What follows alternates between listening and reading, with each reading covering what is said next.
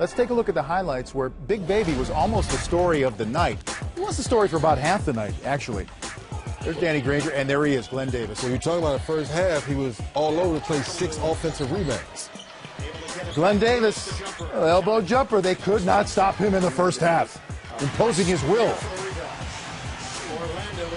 But then Danny Granger pulls up for the three-pointer. Paul George skies high for the putback. Great job.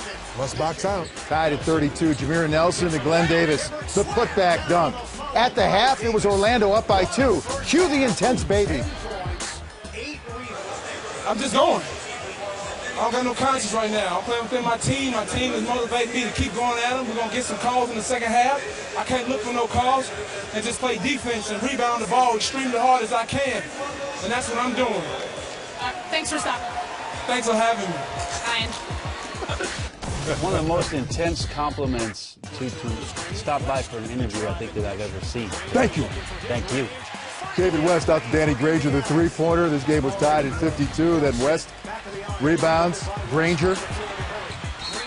And I like the fact that they were aggressive. Yes. They weren't settling. Attack mode. Get into that lane. We talked about with White not being no shot blocking. Why are they not driving more?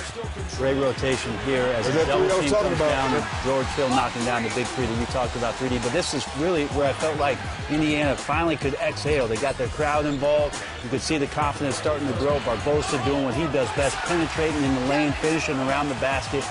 Look at the type of response from the team. See them, everybody on their toes. Look at them swarming up top. Paul George gets the steal. Quentin Richardson drives to the layup and one. They're rolling now. They are. The crowd's involved. Going to David West, sharing the basketball. And you both talked about David West and getting him involved with your Indians. Well, just late possessions, you know, whether you have the lead or, you know, you're within 2 or 3 possessions of the game, that's the guy who you want to have making decisions for your basketball team.